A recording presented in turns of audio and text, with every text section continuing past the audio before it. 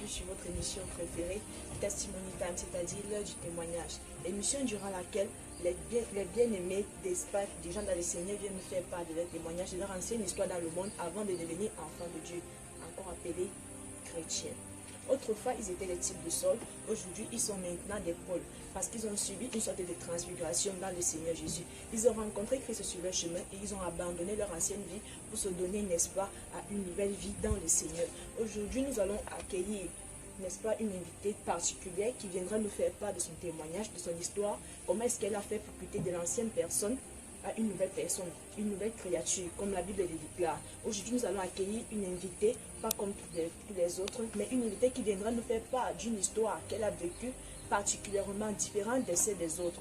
Donc, je vous invite à rester attentif ou attentif à cette émission et tirer beaucoup de leçons durant notre partage. À bientôt. Shalom, shalom. Bien-aimés dans le Seigneur, comme je le disais tantôt, n'est-ce pas, nous allons partager cette émission avec une invitée particulière qui a une histoire également particulière qu'elle a vécue dans le Seigneur durant sa conversion, c'est-à-dire sa transfiguration. Nous avons, n'est-ce pas, une occasion particulière d'accueillir aujourd'hui la diaconesse Quinta du Lumière du Christ. Bonjour. Alors, comment vous allez, diaconesse Quinta? Je vais bien par la grâce de Dieu. Comment va la famille, la maison? Tout le monde se porte bien. Et le ministère également. Le ministère se porte bien par la grâce de Dieu. Alléluia, gloire à Dieu. Amen. Avec votre charmante coiffure que vous avez fait sur la tâche, déjà vous êtes très belle. Merci. Vous êtes vraiment là typiquement africaine. Merci, c'est la grâce de Dieu. Amen. Alors, diaconesse Quinta, nous sommes vraiment très heureux de vous avoir parmi nous durant cette émission de Testimony Time, moment durant lequel, n'est-ce pas, vous nous faites part de votre histoire, de votre moment de transfiguration de l'ancienne personne à une nouvelle personne dans le Seigneur. Donc aujourd'hui, nous allons essayer de vous questionner par rapport à votre ancienne vie, comment la transfiguration s'était passée et votre vie actuelle, c'est-à-dire dans le Seigneur. Donc nous sommes très ravis déjà de vous accueillir. Bienvenue dans notre émission Testimony Time. Merci. Déjà, je vais dire merci parce que vous m'avez invité sur votre plateau pour donner un peu de ma vie. Si du genre, ça peut édifier quelqu'un quelque part. Je voudrais vraiment dire merci parce que c'est à travers certaines choses qu'on peut parfois, des choses peuvent être basculées dans notre vie. Peut-être en s'enverrant le message ou bien le témoignage de quelqu'un que ta vie peut peut-être changer. Donc pour moi, c'est un plaisir d'être ici ce jour pour partager ma vie avec des frères et sœurs qui me regardent en ce moment. Gloire à Dieu, nous sommes vraiment ravis. Alors, diaconesse Quinta, on aimerait savoir qui était l'ancienne diaconesse, l'ancienne Quinta avant d'être une diaconesse. Qui était-elle dans le passé? Bon, l'ancienne diaconesse était vraiment, comme on dit dans le monde, elle était une ampoule brûlée. Bon, c'est-à-dire, je vivais une vie totalement différente de celle que j'ai maintenant. Déjà, je suis née dans une famille où nous ne connaissions pas Dieu, Christ en fait. Et là, on nous enseignait juste, mon père, lui, il était marabout. Et ma mère, je n'ai pas connu ma mère, mais elle est vivante, je ne l'ai pas connue, mais je sais qu'elle est vivante. Et mon père, lui, il ne nous a jamais montré le chemin de Dieu. Et lui, le chemin qu'il nous a montré, c'est le chemin des incantations, du genre parler aux esprits, c'est ça que je connaissais. Bon, si à ce moment on me posait une question, est-ce qu'il y a un Dieu qui existe, j'allais dire le Dieu de mon père, parce que là, je n'étais au courant de lui. Jusqu'à ce que plus le temps passe, mais je savais que étant là, je savais quand même qu'il y a un Dieu quelque part qui a créé le monde, qui nous aime et tout, parce que je voyais mes copines qui allaient souvent à l'église. Moi aussi, je voulais aller à l'église, parfois. Mais comme mon père lui combattait tellement le fait d'aller à l'église et tout, bon, jusqu'à ce que, tu vois, la vie n'était pas facile en fait pour moi. Et j'étais une fois obligée, comme je fréquentais, mon père était obligé d'arrêter nos études, surtout la mienne, en premier lieu, puis dit il n'avait plus assez d'argent pour que j'aille à l'école. Là, j'étais à la maison. Je me suis retrouvée à la maison, je n'allais plus à l'école et j'ai arrêté l'école en 5e. Et j'étais obligée de rester à la maison. Mais plus les gens venaient à la maison, on disait, mais comment est-ce que tu peux laisser ta fille à la maison, tu ne l'amènes pas, elle doit quand même apprendre quelque chose. C'est pas bien qu'une femme reste. Mais lui, il disait qu'il a fait ça dans sa vie un jour. Bon, lui, il peut faire dans la parole, voilà, un peu du genre. J'étais dans. Il y a une dame qui est venue. Tu sais, quand le temps de Dieu sonne dans ta vie, toi-même tu ne peux pas te rendre compte, mais plus les choses passent, tu constates que c'est Dieu qui agit dans ta vie. C'est comme ça que une femme est venue, il a dit, il faut inscrire ta fille, même faire des formations de coiffure, bien couture. C'est comme ça que mon père que je connais, il était tellement dur d'esprit, si facilement il a accepté. Et il est allé, il m'a inscrit là où je devais faire la coiffure, apprendre la coiffure, puisque je suis coiffeuse. C'est comme ça que j'ai commencé. Il a donné 2 mois et on payait 10 000 euros. Et quand les 2 mois finissent, il dit qu'il n'a plus d'argent et qu'il ne peut pas continuer. Mais comme j'avais une tête tellement ouverte, j'avais vite appris et je m'adaptais déjà très bien. Je faisais à certaines choses. C'est comme ça que je m'arrange avec la dame. Est-ce que je peux continuer à me former, mais je travaille en même temps pour toi? Bon, ça veut dire que je travaillais pour elle, elle ne me payait pas. Bon, mon salaire, c'était comme si je lui paye avec. Elle a accepté. J'ai donc commencé à me former, c'est comme ça que je m'adaptais. Quand mon père a vu, il a commencé à me combattre encore. Il dit non, je dois rester à la maison parce que je rentre tard. Et puis, parfois, le travail que vous pouvez lui rentrer peut-être à 19h et ce n'était pas l'heure qu'on sortait à la maison. Parce que normalement, quand l'école finit, 10h, tout le monde est enfermé. Bon, quand j'entrais à 19h, il commençait à faire les problèmes. Et je ne pouvais donc pas supporter tout ça. C'est comme ça qu'un jour, une dame me dit, il y a une dame qui cherche une berceuse, une fille qui peut garder ses jumelles. Est-ce que tu peux aller faire le travail? Mon esprit me dit, bon, voilà, comme je suis jumelle, il faut un peu proposer ça à ma soeur jumelle. Mais ce travail, c'était mon basculement. Je ne sais pas pour ma soeur, mais c'était pour moi. Quand je propose à ma soeur, est-ce que tu peux aller faire le travail parce qu'on m'a dit qu'il y a le travail, parce qu'elle se plaignait même plus que moi. Et j'avais pitié d'elle. Elle m'a dit non, elle ne veut pas voyager. Et puis je lui ai dit, bon, si tu ne me prends pas, moi je vais prendre ça. C'est comme ça qu'un jour, j'avais les malades qui venaient à la maison, quand ils viennent, d'autres nous bénissent souvent avec des 5 000 et des 10 000. Quand mon père tombe, on est obligé de lui donner. Mais quand il ne voit pas, on sait que non, ça c'est pour nous. Oui, j'avais mes économies.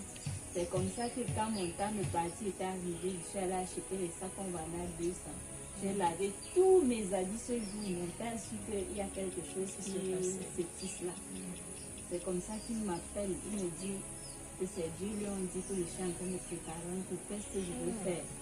J'ai dit non, c'est juste que comme des souris mangent mes habits, il fallait que je lave et j'entasse ça bien, je mets dans un sac. Puisque je ne le faisais jamais. Mais un matin, je me lève, je lave les habits, je plie les chaussures et mets dans un sac de bouche. Il dit, ah, si tu fais ce que tu fais là, je te dis, tu vas regretter. Bon, lui, peut-être il était déjà au courant, je ne sais pas. C'est comme ça que la nuit, quand la nuit est tombée, j'ai écrit une lettre à mon père du genre, mais pourquoi est-ce que je suis partie? A dit qu'une deuxième nuit ne n'était pas bien. J'ai laissé la lettre et je suis partie la nuit là. J'ai fait un deuxième sac parce que j'ai su qu'il s'en doutait déjà. Je ne sais pas où cette sagesse était sortie, mais je sais que c'était le temps de Dieu. J'ai fait un deuxième sac, de même que l'autre, même couleur, même tout identique. Mais j'ai pris des chaussures pourries, des habits pourris, j'ai rempli comme l'autre était et j'ai posé au même endroit. Genre, s'il vient, il sait que non, elle est encore là, elle n'est pas partie. Mais quand il est arrivé, j'étais déjà partie. C'est ma soeur qui m'appelle, il dit que voilà, le père t'attend ici avec une grosse chicotte, il va seulement te finir. Mais si tu es sage, ne reviens plus jamais, continue seulement ta route. J'ai dit, ah, d'accord. Mais moi, je ne sais pas. Le mystère, c'est que je n'avais pas mal. C'était plutôt comme si j'avais ôté de moi un fardeau. C'est comme ça que j'arrive à Yaoundé. Je me trouve à Yaoundé. Dans un endroit où je ne connais personne. Et je passe, c'est comme si on t'a bandé l'œil, tu ne sais pas où tu vas. Et je partais avec une ferme assurance que là où je vais réussir. Parce qu'il faut que je réussisse. Parce qu'il ne faut pas que, comme je suis partie, quand je rentre, ça devient une série que tu as cherché quoi. Moi, je partais chercher la vie, je ne savais pas que Dieu existait quelque part. C'est comme ça que je pars chez la dame. On était ensemble et puis je suis arrivée, elle avait déjà trouvé une berceuse. Bon, elle ne pouvait pas garder 2 berceuses dans une maison. Elle était obligée de me donner chez une copine, chez sa copine. Là-bas, on servait Dieu, mais c'était des brananistes. Ils avaient leur façon de servir. Moi aussi, je me suis dit, pourquoi ne pas aussi servir? C'est comme ça que je pars. Le pasteur qui était là-bas, il me demande, tu as fait comment tu peux le trouver? C'est comme ça que je lui raconte mon histoire. Il dit, mais ça c'est Dieu qui t'a enlevé de là, si tu sais ça, c'est que tu dois faire une mission spéciale pour ta famille. Je dis, moi je ne comprenais pas ce qu'il me disait. Je dis, il n'y a pas de problème. Et j'étais obligée de vivre comme eux là-bas. Vous ne mettez pas des joues, vous ne mettez pas des pantalons, des bijoux et tout là. Vous habillez simplement. Oui, et j'avais même pris un baptême là-bas. Et ça après, l'autre dame qui avait à la berceuse, elle était obligée de venir dire que non, ma fille est déjà partie parce que sa berceuse entre-temps était partie. Apparemment, elle ne supportait pas la vie de là-bas. Elle est venue, donc ils se sont mis à me discuter. Parce que je suis du genre, quand je vis avec des filles, je ne sais pas.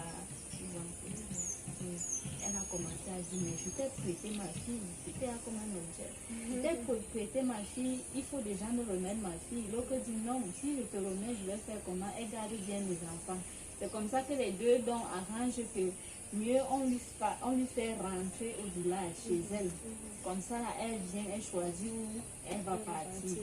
Là maintenant, mon père dit, bon, pourquoi ne pas aller voir mon père? Là, je sors normalement par la porte au lieu de sortir par la fenêtre comme la dernière fois. Moi, je voulais la paix.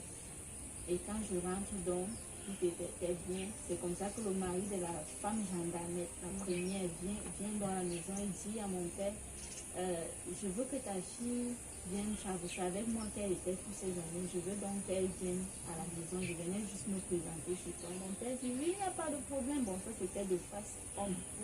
Mais à l'intérieur, il n'était pas d'accord. Lorsque l'homme a tourné le dos, il m'a dit, tu ne bouges pas. J'étais obligée de ressortir encore par la fenêtre. Je lui dis, comme tu as refusé, quand je vais encore agir, ne dis pas que j'ai fait mal. Parce que moi, je voulais qu'on soit du genre, tu me donnes ta bénédiction et je pars. Il a dit, tu ne bouges pas. Quand on est parti s'endormir, la nuit, je suis sortie, je suis partie. C'est comme ça que je me retrouve chez la première. Parce que dans mon cœur, j'ai dit non, je ne vais plus rentrer chez lui. Mieux je pars chez la première. Parce que c'est elle qui m'a nourri. C'est elle peut-être. C'était vraiment chez elle. Elle était comme un tunnel pour moi. Après, j'ai vécu avec elle des années. On a vécu ensemble. Mais le jour de la séparation, c'était tellement bizarre. Un matin, quand j'ai commencé à connaître les hommes, la puberté et tout, parce que je n'avais pas encore, j'ai commencé la puberté, j'étais comme une rivale chez elle. Elle parle, je parle. Je ne sais pas ce qui m'arrivait.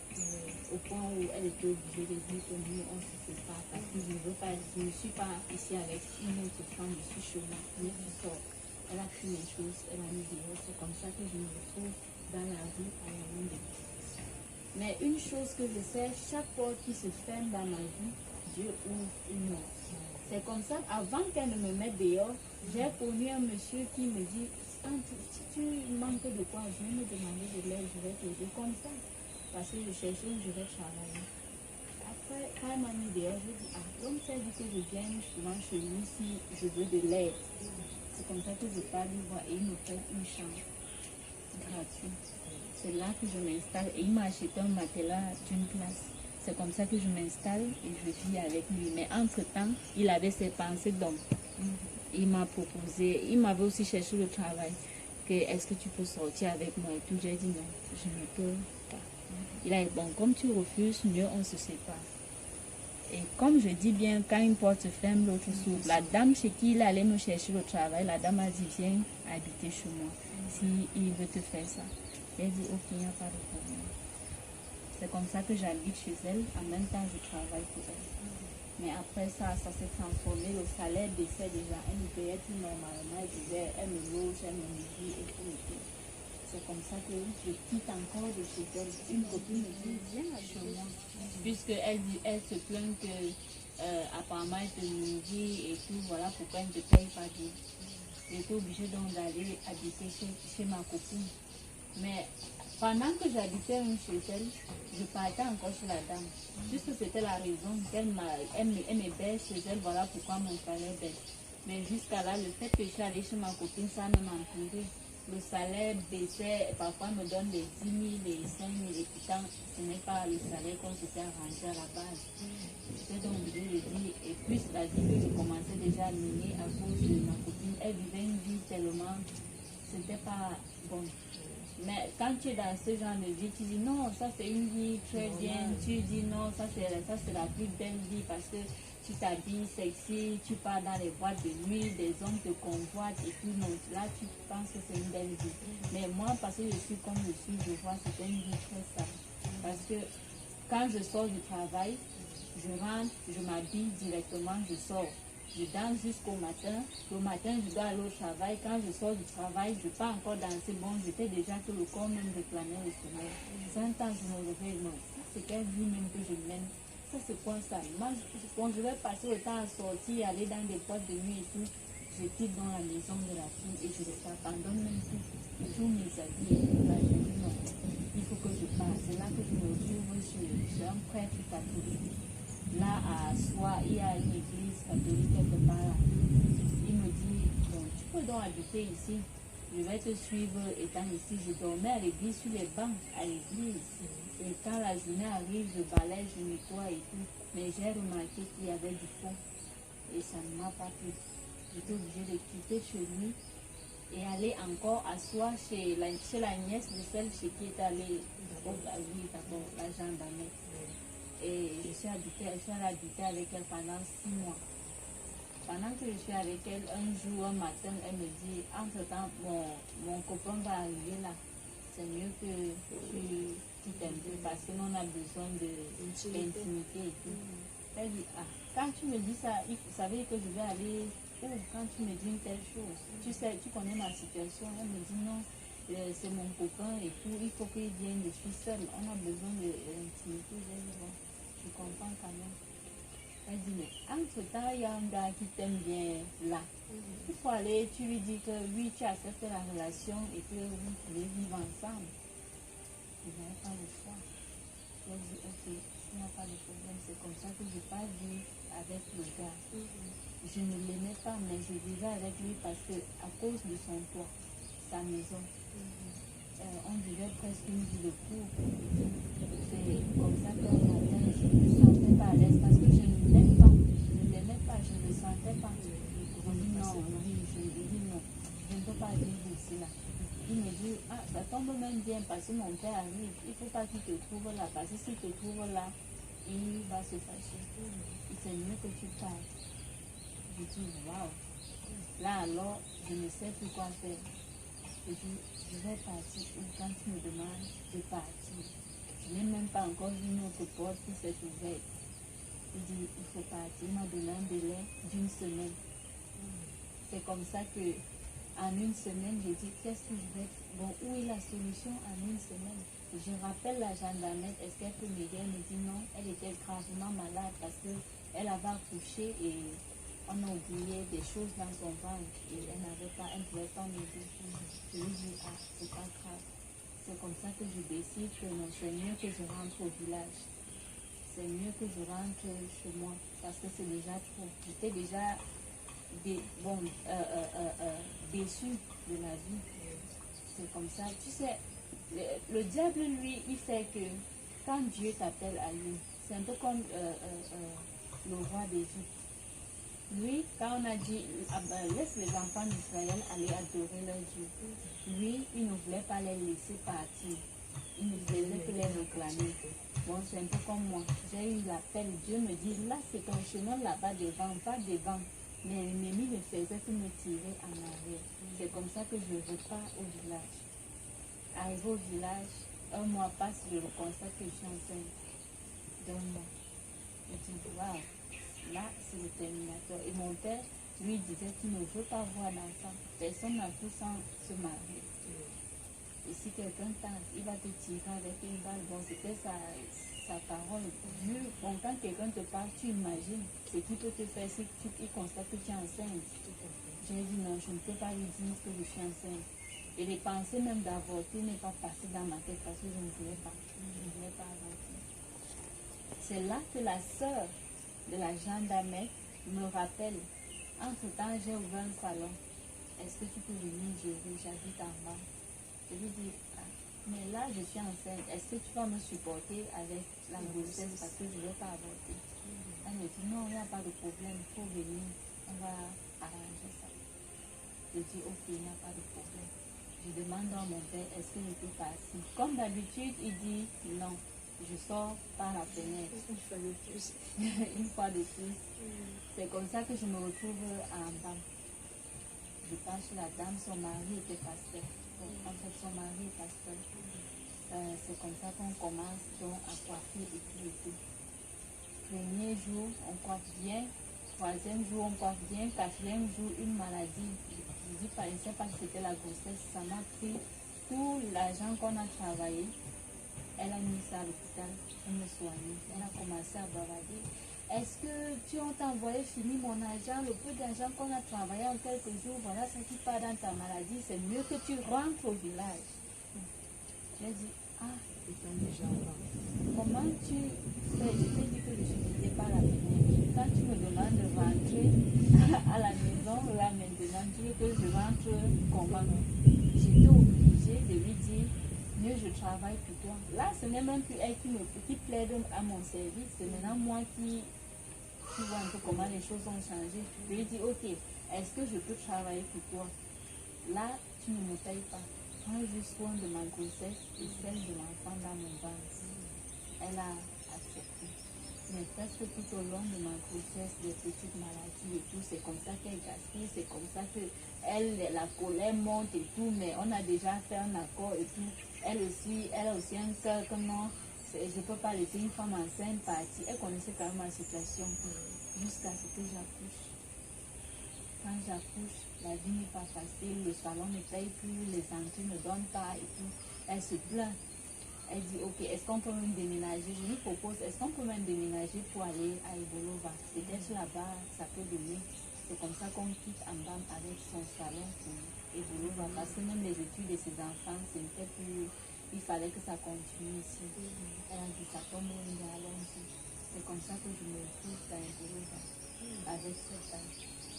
Quand on arrive, la même chose, là où on a pris la boutique, il n'y a pas d'entrée, c'est sec et tout et tout. Et elle se plaint et la vie n'est pas aussi facile avec elle. Et son mari?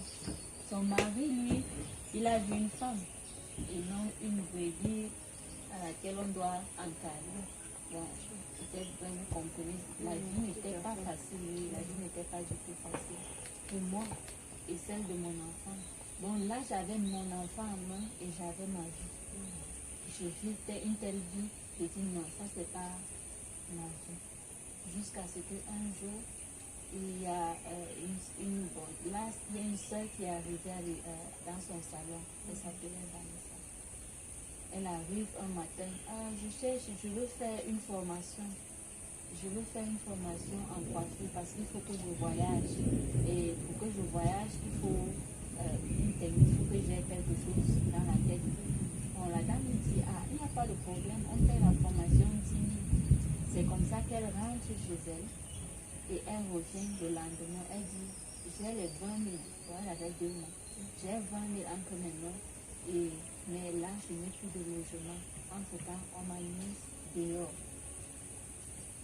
C'est là que la dame, je dis à la dame, laisse-moi me dire, demande-lui de l'accepter, de l'accepter, faire l'héberge. Je dis, ah, si Dieu veut que tu l'héberges, pourquoi ne pas l'héberger? Pour l'héberger, bon, peut-être là, c'est même bien, on pourra travailler ensemble. C'est là que la dame dit, ok, il n'y a pas de problème. Ma fille Sylvie, j'avais ma chambre dehors. Ma fille Sylvie, elle vit seule avec son fils. Tu pourras aller vivre avec elle dans sa chambre et vous diviser le loyer. Vous payer ensemble. Elle a dit, il n'y a pas de problème. C'est comme ça qu'on a vécu ensemble. Jusqu'à ce que je trouve... Là, je peux dire, elle était comme un tunnel. par qui je devais passer pour trouver la clé de ma vie. Mon basculement. C'est là qu'un matin, elle dit, la vie c'est même comment comme ça. On se plaignait, on causait, elle me dit, ah, ça fait longtemps que je ne suis pas allée dans mon église, est-ce que tu peux m'accompagner? Je dis, ah, ok, allons-y. C'est comme ça que je suis la sœur Vanessa. On arrive à l'église, je vois d'abord, c'est dans une maison, je dis, ah, ça commence bien. J'entre, je m'assois, je vois les adorations, la louange, comme je m'adapte vite, je me lève aussi, je me mets à danser comme les autres, j'acclame. Là, je vois, normalement, je vois deux hommes qui entrent. Quand je vois, il y a l'autre qui est grand, l'autre, il est un peu, il a la taille moyenne. Je dis, ah, le grand, là, voilà le pasteur. Le père me dit, voilà le pasteur.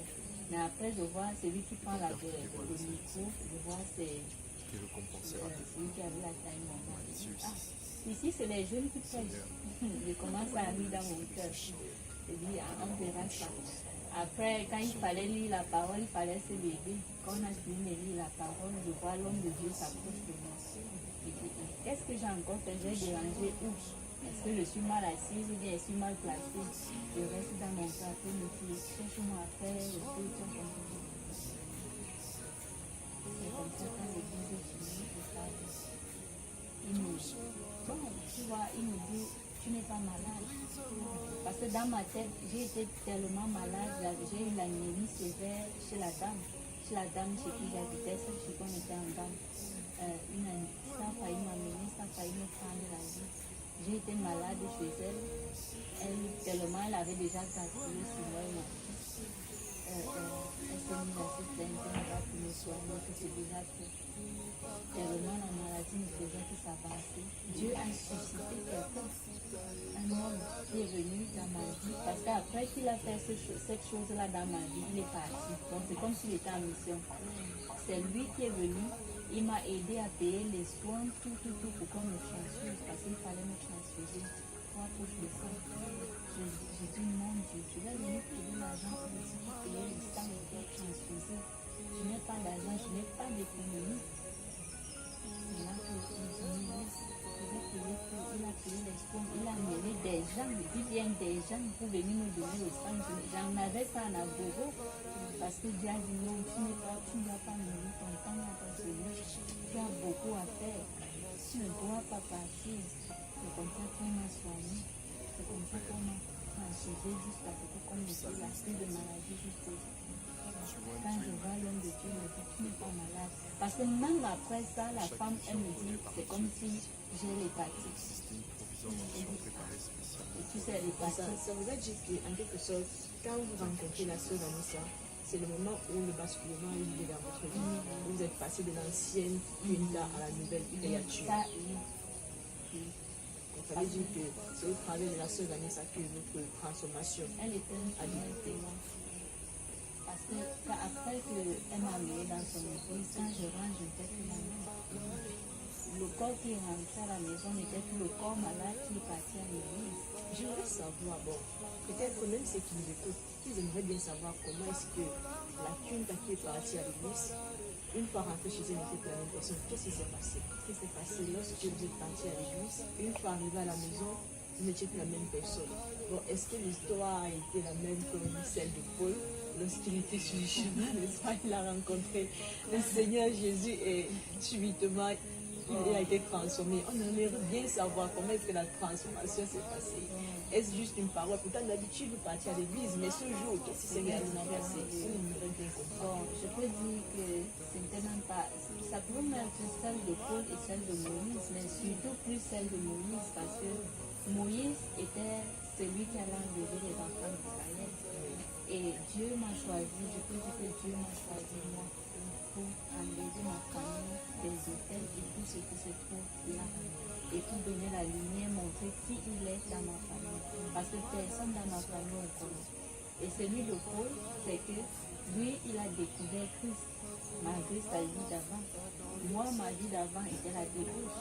J'avais une maladie très grave. Ça veut dire que là, nous sommes à l'étape de Paul, en fait. Oui, là, je suis à l'étape de Paul. Pour arriver à celle de Moïse, c'est-à-dire celle-là qui est appelée à sauver sa famille, à sortir sa famille de la captivité.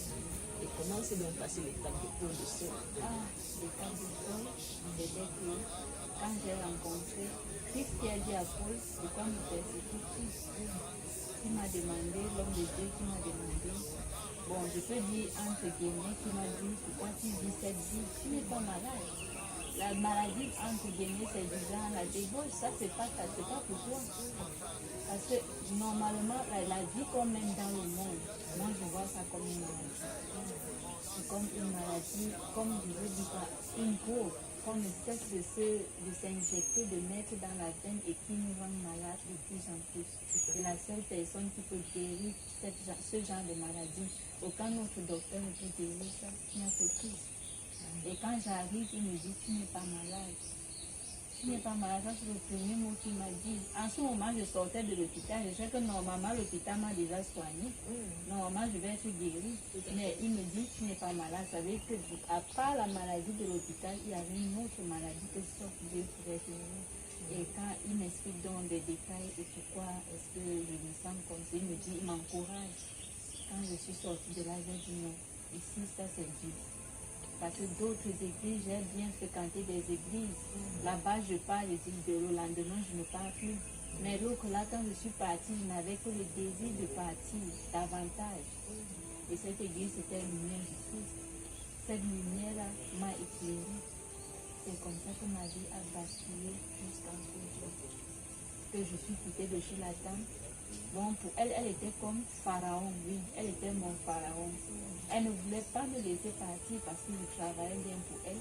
Et malgré que je travaille bien pour elle, mais elle ne me paye pas bien. C'était comme une sorte d'exploitation. Comme Paul, n'est-ce pas, Saul, avant de devenir Paul, lui persécutait Christ, le Seigneur, au travers des actions négatives qu'il posait. Et maintenant, vous, qu'en est-il de vous? Est-ce que c'était également par la manière que Saul persécutait l'œuvre du Seigneur Jésus que vous également vous agissiez, ou bien c'était par une vie immorale? On aimerait bien savoir comment est-ce que vous persécutez Jésus. Pour moi, c'était pas une vie immorale. Parce que le fait que quand tu vis une vie qui n'est pas de Dieu, ça veut dire que tu n'es pas avec Dieu. Et pourtant, tu appartiens à Dieu. Puisque j'appartenais à Dieu, voilà pourquoi il a éloigné la mort de moi à travers cette maladie. J'étais censée mourir. Mais Dieu a dit, tu ne meurs pas parce que tu as une mission. Mais jusqu'à là, je ne voyais pas cette mission qu'il m'a donnée. Et je ne voyais pas cette mission parce que je suis appelée à réunir les brebis de Dieu qui sont éparpillés partout dans le monde. Mais je ne voyais pas ça, je le persécutais par des actes que je commettais, du genre à coucher les hommes en désordre, ou bien vivre une vie qui n'est pas bien, sortir avec des hommes, avoir 5 hommes, celui qui paye ton courant, celui qui paye chaque chose dans ta maison. Chaque personne a sa tâche. Oui, c'est là que je persécutais. Bon, je n'étais pas en tuant des serviteurs de Dieu bien, mais l'autre là était plus pire parce que quand je vis, d'autres personnes qui me voient peut-être qui devaient être sauvées à travers moi, mais qui me voient en train de vivre cette vie, ils vont plus s'enfoncer. Ma mission n'est pas accomplie. Et comment donc ce soir, lorsque vous êtes arrivé à l'église, quelle est la parole qui vous a touché au point où lorsque vous êtes arrivé à la maison, vous avez décidé d'abandonner cette ancienne vie et de recommencer une nouvelle marche dans le Seigneur cette fois-ci? La parole qui m'a touchée, je ne suis pas malade. Ça, c'est une parole qui, je ne sais pas, c'était juste une parole, mais elle était plus qu'une parole. Parce que physiquement, je disais, cette femme qui dit que j'ai l'hépatie, ou bien qui dit non, elle racontait partout que je suis malade. Et j'étais non seulement brisée physiquement et spirituellement, mais quand j'arrive, quelqu'un qui ne me connaît pas, il me dit, tu n'es pas malade. Bon, mes pensées, je ne sais pas, c'est comme si il avait vu la clé quelque part dans mon cœur pour me dire, c'est ça qui peut me soulager. Il a dit, tu n'es pas malade, et ça m'a changé. J'ai dit, oui, je ne suis pas malade. C'est comme si c'est là que je me suis réveillée dans le sommeil, que je dormais depuis des années. Et quand je rentre, c'était pour aller prendre mes choses et quitter de la maison de cette dame, comme Moïse l'a fait. Et comment avez-vous vécu ces moments-là, n'est-ce pas? Parce que plus souvent, c'est pas facile d'abandonner déjà une vie du monde, qui est une vie qui fait tellement notre chair. Une vie, on a beaucoup donné de nous, on a beaucoup fait des choses auxquelles on s'est attaché. énormément. Et comment la séparation a été faite? Est-ce que du coup, bon, le lendemain, la qu'une qu'on a connue dans le monde, comme celle-là qui sortait des hommes par-ci par-là, qui avait plusieurs partenaires à la fois, est-ce que du jour au lendemain, on a eu affaire à une nouvelle personne qui n'avait plus ces gars-là, qui n'avait plus cette vie immorale subitement? J'aimerais bien comprendre. La chose qui a, bon, je peux dire les avantages là-bas. Parce que quand je suis quittée de cette maison, quand quelqu'un quitte sa vie, tout sa vie, je ne vais pas dire à quelqu'un que c'est le lait caillé ou bien c'est tellement sucré. Mais une chose que je sais, c'est que Dieu prépare tout. Dieu prépare tout ce que tu allais rencontrer devant pour pouvoir le servir. Moi, ma part et mon destin était déjà tracé après ce jour-là. Déjà, je suis quittée de cette dame. Je n'avais pas de destination, mais c'est comme ça que les finances arrivent, comme ça. Je cherche directement la chambre, je trouve la chambre, c'est comme ça que des choses viennent seules. Du genre le matelas, voilà là où tu vas dormir. C'est comme si c'est Dieu qui dit, bon, voilà où tu vas dormir. La mamie vient, voilà ce que tu vas préparer avec pour manger. Voilà comment, là, peut-être quoi. Le lit vient, voilà là où tu vas te coucher. Bon, il a tout préparé. J'étais à l'abri, j'étais au petit soin. Et pourtant, je n'avais pas assez. Je ne travaille pas, mais Dieu fait en sorte que je vive une vie normale pour mieux le servir. Ça, c'est des avantages. Et les désavantages, c'est que je peux même dire qu'il n'y a pas de désavantages pour servir. Alors, Diaconesse Punta, on aimerait bien comprendre quelque chose. Déjà, on sait que c'est pas facile lorsqu'on sort du monde et qu'on est arrivé dans le Seigneur d'abandonner les plaisirs de la chair. C'est souvent, c'est d'ailleurs une étape très très difficile déjà pour briser ces choses-là, les liens et autres, les choses auxquelles on s'est attaché. C'est très difficile de se séparer de ça. On aimerait savoir comment est-ce que cela s'est passé avec vous. Pour moi, ça s'est passé, bon, je peux dire à deux personnes. Tellement je me suis attachée. Je peux dire même deux familles. Parce que la première personne, c'est le monsieur, ce que j'ai dit, il était comme un fumeur qui me soignait. J'étais obligée de m'arrêter parce que il me combattait. Tu pars déjà à l'église et parce que je savais que c'est la sanctification. Ce sont les premiers points que j'ai retenus. Il faut se sanctifier et tout. Et tu sais, dans le monde, les hommes ne connaissent pas ça. La sanctification, je disais non, je ne peux plus. Il faut d'abord le mariage. Il me combattait. J'étais obligée de trancher cette relation. Malgré que ça me faisait mal, c'est lui qui me payait le loyer. Je disais, non, je sais que si je prends ça, il va tout me payer le loyer, mais je suis obligée de le faire. Mais dès le moment où j'ai tranché cette relation, c'est comme ça que celui que Dieu normalement devait envoyer est arrivé. Et c'est lui qui a continué jusqu'à ce jour. Et aussi la dame, ce qui j'étais, malgré tout ce qu'elle faisait, je sais qu'elle avait, je savais quand même qu'elle avait un cœur à moi.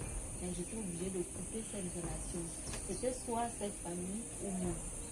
Parce que d'une part, je les aimais parce que je voyais comme s'ils sont une famille. On était déjà comme une famille. Je comprenais quand même que malgré des choses qu'on traversait, mais derrière, ils se trouvent quand même en nous. Et je les aimais beaucoup. Mais j'étais obligée de changer cette vie-là pour mettre derrière et suivre Dieu. Et ce n'était pas facile. Je me suis retrouvée parce que ce sont les seules familles que j'avais dans l'Europe. Ce sont les gens à qui je me suis attachée. J'étais obligée de leur tourner le dos malgré les critiques, malgré les attaques et tout, des paroles méchantes et tout. Parfois, si tu écoutes ces paroles-là, tu ne vas pas pouvoir suivre Dieu. Tu vas dire, hey, tu vas te ressaisir, mais j'ai fermé l'oreille, j'ai dit, ce chemin, c'est que je choisis et j'ai suivi mon chemin. D'accord. Il y a des éléments que nous manifestons dans le monde qui devraient être manifestés dans la vie du Seigneur Jésus. Comme par exemple, je prends le cas du mensonge, de la fornication, qui est d'ailleurs l'élément le plus connu. Comment est-ce que vous pouvez conseiller à quelqu'un qui est en train de vouloir donner sa vie au Seigneur, de se séparer de la fornication? Déjà qu'il y a des personnes qui sont très sexuellement actives, autant pour moi, c'est pas facile déjà de se séparer de ce genre de... Bon, comment est-ce que la séparation avec ce genre de domaine, de cadre, peut se faire? Ça, c'est pour pouvoir vivre dans une sanctification sexuelle. Oui, ça c'est vraiment un détail que j'allais même oublier parce que Parce que d'autres sont là, les masturbations et autres, tout c'est ça, là que les je murs, voulais c'est pas tomber. facile. Parce que quand tu te prives déjà de ceux-là qui peuvent te procurer ce genre de plaisir, ça t'arrive parfois d'avoir naturellement des petits désirs et tout et tout. Et ça, c'est une chose qui m'a aussi attaqué tellement. Et qu'il fallait beaucoup pour que j'arrête. Parce que c'est une chose que tu ne peux pas, je sais pas, quand tu es encore cher, que tu n'es pas tellement esprit, tu n'es pas tellement spirituel, tu ne peux pas pouvoir surmonter ce genre de choses. Ça t'arrive, tu vois, tu tombes seulement et tu te retrouves déjà qui a fait. Et comment faire pour se séparer de ça? Quelle est, selon votre expérience avec le Seigneur Pour Jésus? moi, pour me séparer de ça, désormais, quand ça venait, je faisais que je prends soit un livre, je commence à lire la Bible, je médite, soit j'écoute la musique gospel, je mets du genre le volume, du genre je n'écoute plus rien d'autre, je chante même fort pour ne plus écouter ces démons, je fais tout et ensuite, ça, je me débarrasse de ça.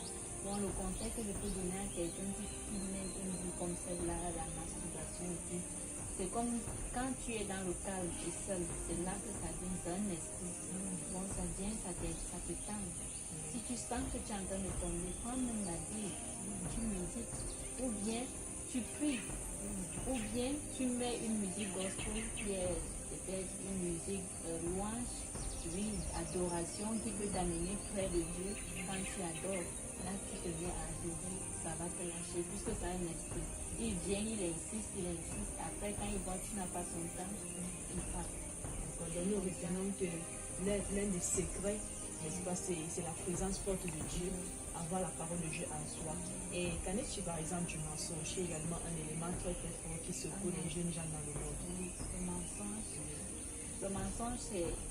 Avant, moi, je mentais beaucoup, même quand j'ai connu Dieu, parfois je me trouvais en train de mentir. Mais il y a ce gens qui demandent à Dieu. Ça, c'est une délivrance que c'est Dieu seul qui peut faire.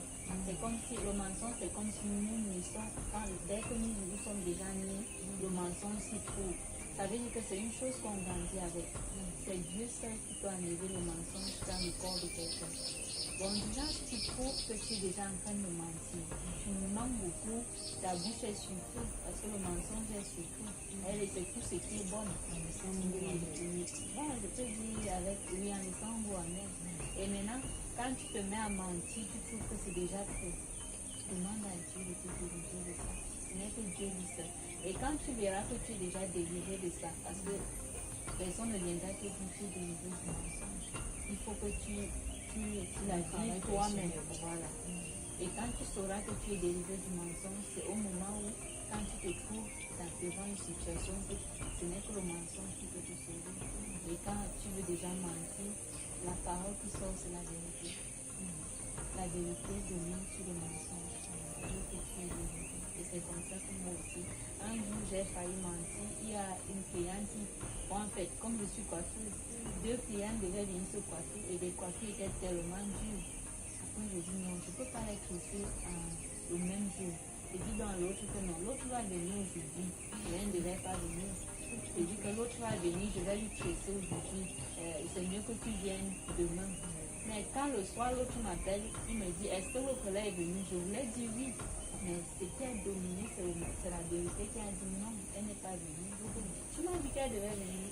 Elle se m'a dit, ouais, j'ai dit la vérité. J'étais obligée d'assumer ça. C'est comme ça qu'on domine le mensonge. Tu domines, tu demandes à Dieu de te délivrer. Et la seule façon de savoir que tu es délivré, c'est quand la vérité domine sur le mensonge.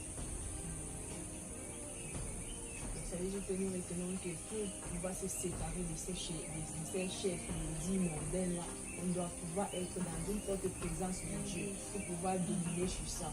Dans le cas contraire, on sera toujours dominé par ces choses.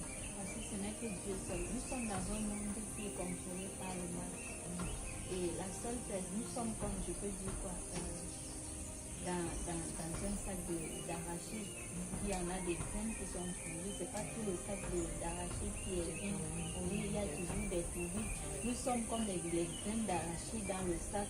Ceux qui sont particuliers. Bon Dieu, au ciel, il nous voit. Nous sommes parmi des peuples méchants, mais il nous voit. Nous sommes ses enfants.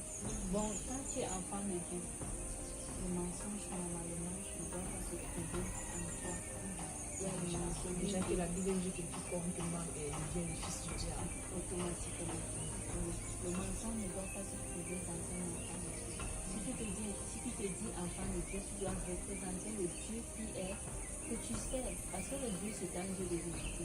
Le Dieu que nous servons. Tu dois même représenter ce Dieu de vérité en toi, avec la vérité qui sort par ta bouche. J'aimerais, il y a quelque chose qui n'est-ce pas, me fait revenir sur ce point. Lorsque vous sortez de chez vous, c'est-à-dire de votre maison, la maison de votre papa, pour aller affronter la vie du monde, quelle a été votre motivation interne? Parce que j'imagine que vous étiez encore très très jeune à cette époque. Quelle était cette force qui vous a motivé? Bon, au début, la force qui m'a motivée, c'était d'être riche. Je voulais être riche. Je voulais avoir les choses, les désirs du monde, avoir de l'argent aussi, et aussi être parce que je ne veux pas appeler ça l'orgueil. Être comme, ça c'est l'orgueil, parce que tu veux être comme l'autre. À cause de ça, tu détruis ta vie parce que tu veux montrer à quelqu'un que voilà ce que je suis devenu pareil, le pareil. Mais en connaissant Jésus, j'ai dit que non, ce n'était même pas ça. Ce n'était même pas ça que je voulais. Normalement, ce n'est pas ce que je veux qui compte, ce que Dieu voulait faire de moi en traitant de chemin. Lorsque vous avez dit que nous étions, n'est-ce pas, à l'étape de Paul avec vous. Et la Bible, il y a un passage qui nous dit à la Bible que où les chrétiens, n'est-ce pas, étaient étonnés, n'est-ce pas, du comportement de Paul lorsqu'il a changé.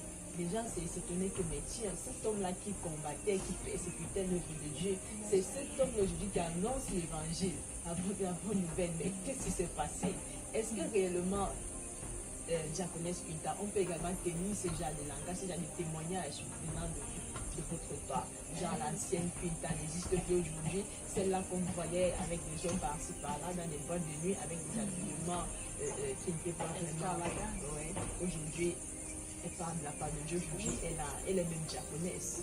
Est-ce qu'on peut tenir ce genre de langage dans un sens vraiment sincère? Oui, par exemple, dans mon quartier, on m'appelle la sœur Quinta. Je peux dire, avec la présence de Christ en moi, tout a changé, même ma façon d'être. Avant, j'étais que si j'ai peut-être un peu d'argent, si tu viens me demander, je suis capable de te dire non, je n'ai pas léger. Mais maintenant, parce que Christ est déjà en moi, si quelqu'un vient, je suis obligée. Ah oui, j'ai faim. Là-bas au quartier, je suis bonne avec tout le monde. J'ai un bon témoignage dans mon quartier. Tout le monde remarque le changement et ma vie particulière. Parce qu'on ne me voit pas sortir le soir, ou bien comme on dit des sœurs avec des matériaux dans la bus. On ne me voit pas sortir.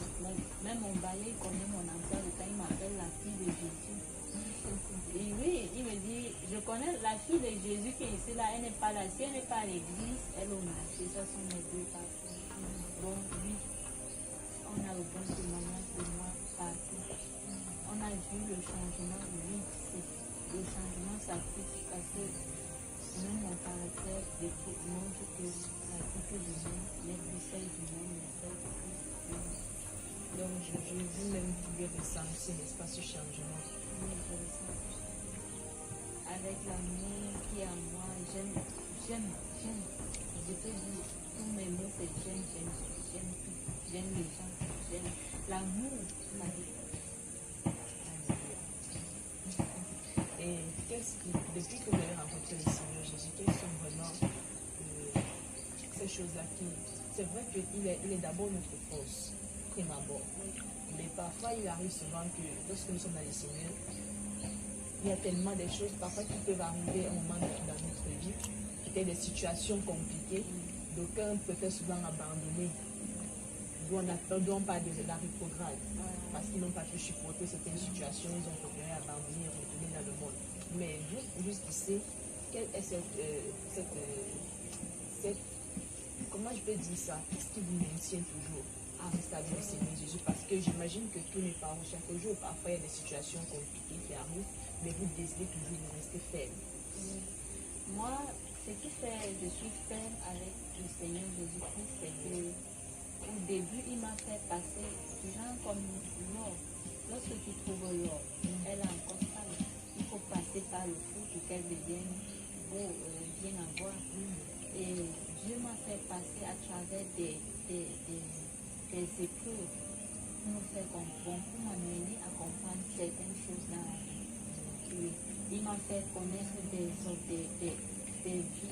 Parfois, c'est pas lui du tout, mais parfois, c'est lui qui te fait comprendre. Il te fait vivre une chose, il te fait comprendre quelque chose. C'est-à-dire qu'il faut être spirituel pour comprendre le langage de Dieu. Parfois, tu peux servir Dieu. Oui, tu sers Dieu, mais ça va pas être comme tu sers Dieu, ta vie va être rose. Il faut que parfois, pour te tirer l'oreille, pour te dire non, là où tu pars, là n'est pas bien. Il te met un obstacle. Là, lorsque tu tombes, il te fait comprendre que voilà, je te montrais que là où tu partais, là n'est pas bien. Voilà pourquoi. Bon, parfois, les épreuves dans notre vie de chrétien, c'est pas parce que Dieu nous a laissés ou bien nous a abandonnés. Non, c'est pour nous faire comprendre quelque chose, c'est un message. Parfois, au quartier, un jour, il y a je prêchais, on était en train de parler de Dieu, la Bible et tout, j'aime bien faire ça au quartier. Il y a une fille qui m'a posé la question à savoir comment est-ce que Dieu peut exprimer ses émotions. Elle dit, mais c'est très simple. Dieu peut t'utiliser toi-même pour exprimer ses émotions. Dieu peut te faire passer sur quelque chose. Ou bien il peut te lancer une maladie entre tes mains pour te montrer que, comme tu vois là, je suis en colère contre toi. Il faut seulement que tu te ressaisisses. Bon, les ailes que tu pensais déjà avoir, que non, tu peux déjà être au-dessus de quelque chose, bien de moi, rentre encore, c'est moi ton père. C'est moi qui te donne la vie. Voilà pourquoi si tu te repens, je vais enlever cette maladie. Là, il a montré sa colère envers toi. Ou bien il peut utiliser ton prochain pour exprimer sa colère. Tu te rends seulement compte ton prochain est bizarre avec toi. Ses agissements avec toi sont bizarres. C'est parce que Dieu veut te montrer que comme tu vois, je suis en colère contre toi. Redescends sur terre. Parce que parfois, nous les chrétiens, on se retrouve quand Dieu nous bénit, on commence à pousser des ailes en pensant que nous sommes nous-mêmes Dieu. Parce que l'homme de nature est ainsi. Mais Dieu nous rappelle à merci. J'aimerais savoir, pendant ces épreuves, n'est-ce pas, où Dieu utilise plusieurs moyens pour lui parler, ça peut être pas une épreuve dans un cas pareil. Comment est-ce que vous faites pour rester dans la présence de Dieu, pour demeurer? Parce que c'est justement par ces genre de situations où beaucoup ne comprenant pas le véritable langage de Dieu, ils préfèrent abandonner et retourner dans le monde. Mais vous, jusqu'ici, qu'est-ce qui vous a maintenu dans sa présence? Je peux dire ce qui m'a maintenu, c'est une soirée. Est-ce parce que vous connaissez que vous êtes oui, je connais, je sais déjà qui je suis. Dieu m'a révélé mon identité. Je sais que je suis enfant de Dieu. Et je sais que Dieu parle d'une façon comme d'une autre. Et je sais que si ça arrive, peut-être c'est Dieu qui me dit attention. Bon, si je comprends déjà le langage de Dieu, si tu arrives à comprendre le langage de Dieu, en comprenant cette parole où Dieu parle d'une façon comme d'une autre, tu peux surmonter certaines épreuves. Et comment est-ce que vous vivez votre vie actuelle avec le Seigneur? Comment ça se passe?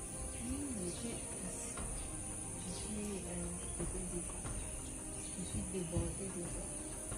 Je suis débordée de tout ce qui est malgré les attaques sataniques et tout, mais comme Dieu lui-même a dit, ceux qui le servent, il va jeter une muraille de feu autour de ceux qui le servent. Moi, je sais que malgré tout ce que l'ennemi fait, il chauffe. Parce qu'il va refroidir, parce que j'aime mon Dieu. Il ne pourra rien faire. Et quels sont vos projets dans le Seigneur? Des projets dans le Seigneur? Parce que tout comme dans le monde, vous avez des projets de devenir riche et tout ça. Et dans le Seigneur, qu'en est-il? Le premier projet que j'ai toujours eu lorsque j'étais petite, c'était d'avoir mon orphelinat. Déjà, à garder les enfants qui n'ont pas eu la chance, comme certains dehors. Parce que comme moi, je peux dire que je n'ai pas eu la chance dans mon enfance. Et pourquoi ne pas alors, si moi je n'ai pas eu, pourquoi ne pas donner assez à d'autres ce que tu n'as pas pu avoir? Bon, j'aurais aimé avoir un orphelinat Et je sais que Dieu va m'aider sur ça. Et je peux aussi amener les gens. Je sais qu'avec ce que Dieu va m'accorder d'avoir, je pourrais sortir certaines personnes qui sont déjà enfoncées comme moi je l'étais avant à revenir dans la lumière. C'est ça que je veux. Si Dieu peut m'utiliser à ce niveau, ça sera très Diaconesse Quintan, il était vraiment touché et béni par votre témoignage. De la manière dont vous êtes sorti de chez vous, la manière dont vous avez parcouru de l'étape en étape, pour n'est-ce pas arriver au point de contact qui était la sœur Vanessa, l'évangile Vanessa, qui vous a connecté au Seigneur Jésus, où votre transfiguration a eu lieu et a donné, n'est-ce pas, naissance à cette nouvelle créature merveilleuse que vous êtes devenue aujourd'hui. On aimerait donc savoir, avec toute cette expérience, avec tout ce parcours, avec cette ancienne vie et la nouvelle vie actuelle, quels sont les conseils que vous pouvez, n'est-ce pas, donner à nos bien-aimés qui nous écoutent actuellement? Le seul conseil que je peux donner aux bien-aimés qui nous regardent en ce moment, c'est de ne jamais renoncer. Parce que nous allons voir dans l'histoire de Job, Satan l'a combattu. Satan a voulu qu'il maudisse Dieu. Mais parce que Dieu a dit au début, voilà mon serviteur, qui peut être comme lui? Il est digne, il me sert bien et tout, mais le diable a dit, je vais te prouver qu'il va te régner. Mais jusqu'à là, avec tous les attaques que le diable a fait contre Job, Job n'a jamais régné Dieu. Job n'a jamais dit, non Seigneur, je regrette même t'avoir servi un jour. Mais à cause de ça, Dieu l'a élevé. Je vais donc dire à ceux qui nous regardent que parfois la vie peut être difficile et dure et tout, mais ça ne t'amène pas à renoncer. Parce que quand tu renonces à toute une vie. Et aussi peut-être si derrière toi les âmes devaient être sauvées, savez que la vie de ceux-là sont égarées à jamais. Parce que toute personne sur terre a une mission et qui doit passer par quelqu'un. Si toi tu renonces avec que ceux-là, leur vie sont détruites, on ne doit pas renoncer parce que c'est Dieu qui nous a créés, c'est Dieu seul qui connaît ses missions qui nous a données à chacun. Même si tu trouves quoi dans ta vie comme épreuve, il faut surmonter ton épreuve, tu avances, tu continues à avancer. On ne renonce jamais. D'accord. Et à ceux qui sont dans le monde, qui sont encore dans la vie du monde, quel est ce conseil que vous pouvez leur donner, vu que la Bible nous dit qu'il a donné le pouvoir, il leur a donné le pouvoir de devenir enfants de Dieu. Cela n'émane pas de la volonté, parce que je vais paraphraser, cela n'émane pas de la volonté de l'homme, ni de la chair, ni du sang, mais de Dieu. Ça voudrait dire que ce n'est pas un homme qui peut faire de notre homme devenir un enfant de Dieu, mais c'est Dieu qui donne ce pouvoir. Mais maintenant, est-ce que cela voudrait dire qu'on doit croiser les bras, nous qui avons connu la vérité, et ne pas partir vers ceux-là qui sont encore dans les ténèbres, préférer les regarder comme ça, s'enfoncer? Quel est ce conseil-là que vous pouvez donner à ceux-là qui sont encore dans la vie du monde, dans les plaisirs charnels? Le conseil que je vais donner à ceux qui sont encore dans le plaisir charnel et dans le monde, c'est que pour que moi je comprenne que cette vie n'est pas bien, il fallait que je passe par là pour être où je suis. Bon, c'est un peu comme si je suis dans une montagne, je regarde ceux qui sont en bas. Bon, moi qui suis déjà sur cette montagne, je dis à ceux qui sont en bas que là où vous êtes là, c'est pas bien. Parce que la vie du dehors, c'est pas une vie. Ça, c'est une vie limitée. Ça, c'est une vie que le diable vous fait penser que elle est tellement bonne. Elle n'est pas bonne. Il vous aveugle. Parce que la meilleure vie que quelqu'un peut avoir, c'est la vie de Christ en nous. Parce que Christ est le chemin de la vie et de la vérité. Lorsque quelqu'un connaît Christ, il a la vie éternelle. Et quelqu'un qui vit une vie de débauche, lui, il est aveuglé par la vie de débauche. Et ce n'est pas une vie agréable. Je vais leur conseiller de se ressaisir, de se demander en secret comme moi je l'avais fait. Quelle est cette vie que je mène? Quel est l'avantage que j'ai tiré de ça? Et où est-ce que je vais aller après ma mort? Parce qu'après une mort, après la mort de chacun, vient le jugement. Est-ce que j'ai fait ma mission comme Dieu m'a envoyé sur terre faire? Est-ce que j'ai fini ma mission sur terre? Quand je suis venue, je dansais seulement, je faisais les dents, je sortais. Quel est même le but de ma venue sur cette terre si je suis née?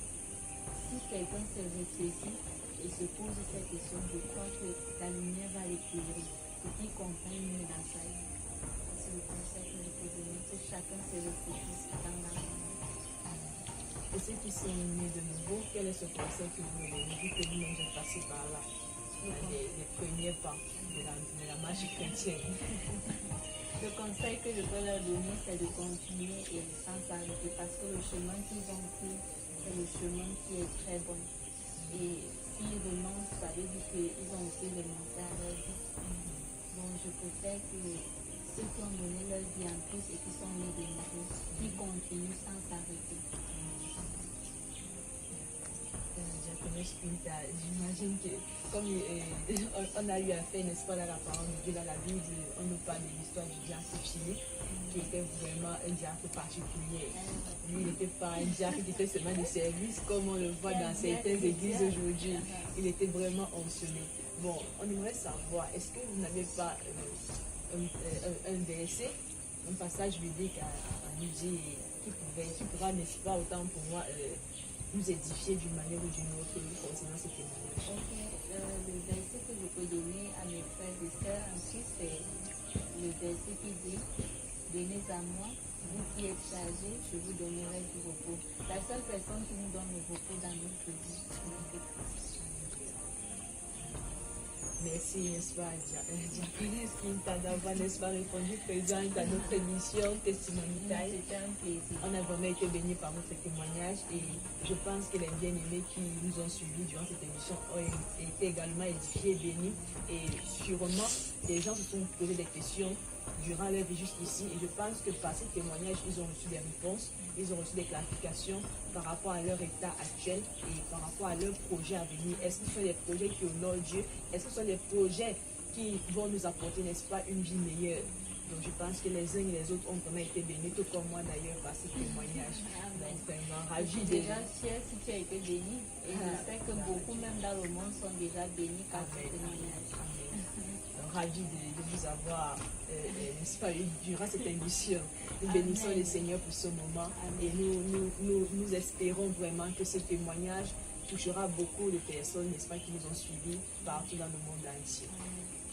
Moi aussi, j'espère que les hommes ont été transfigurés comme moi dans le monde entier à travers ce message, parce que c'est ce que Christ veut, que ses enfants reviennent à lui, parce que nous n'appartenons pas à l'éternel, nous appartenons à Christ, à la lumière. Bon, j'espère que certains ont trouvé la lumière en ce moment. Tout comme vous-même aujourd'hui, vous êtes devenu la lumière de votre famille. Amen. Merci et merci une fois de plus encore, Diaconesse Quinta. Nous allons prendre congé de vous et on se dit à bientôt. Bien-aimés, j'espère que vous avez été vraiment bénis par ce bon témoignage de notre diaconesse Quinta. Comme elle a si bien dit, venez à moi, vous qui êtes chargés et fatigués, je vous donnerai du repos, tel que la Bible le dit.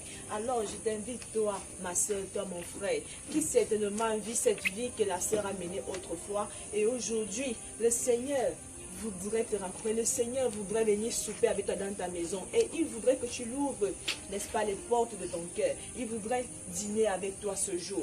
J'espère réellement que ce témoignage t'a éclairé et t'a donné la possibilité de bien revoir ta vie, de faire la mise à jour de ta vie actuelle et de revoir même si les projets que tu as durant ton séjour sur terre, n'est-ce pas, sont ceux-là qui honorent notre Créateur, notre Seigneur, l'Éternel, notre Dieu. Alors, j'espère vraiment que tu as été béni par ce témoignage. La sœur, au départ, a vécu une vie dans le monde. Elle a quitté la maison de son père. Elle a abandonné son père et sa maison parce qu'elle ressentait en elle que ce n'était pas la vie qu'elle devait mener. Elle ressentait qu'au fond d'elle, il fallait qu'elle parte quelque part. Et cela n'émanait que de la force de Dieu, de la main de Dieu dans sa vie. Car si Dieu n'agissait pas de la sorte, la sœur pouvait encore être au jour d'aujourd'hui dans la maison de son père et peut-être ne pas vivre l'histoire que Dieu a, la destinée que Dieu a prévue pour elle. Mais comme Dieu est souverain, il sait comment il fait ces choses. Il a manifesté sa gloire dans la vie de la sœur. Au jour d'aujourd'hui, elle n'est plus la fille qu'on a connue avant, la fille qui fréquentait les hommes de gauche à droite, la fille qui fréquentait les boîtes de nuit, celle-là qui volait, qui escroquait, qui mentait. Elle est devenue une nouvelle créature. Elle a porté le vêtement que Christ lui a donné, la grâce de mettre un vêtement de louange, d'adoration, un vêtement qui est saint, un vêtement qui n'a aucune tâche. Aujourd'hui, elle n'est plus la sœur Queen, elle n'est plus la Quinta, elle est maintenant devenue la diaconesse du Seigneur Jésus. Tout comme on a connu les diacres comme Philippe, elle n'est pas une diacre qui est seulement là pour le service, mais elle est également chargée de la parole et de la puissance de Dieu en elle. Alors, bien-aimés, nous espérons vraiment que vous avez été bénis pour ce grand témoignage de notre sœur, de la diaconesse Quinta. On va prendre congé de vous. On se dit à bientôt pour une nouvelle partie de notre émission Testimony Time. Que le Seigneur vous bénisse. Shalom.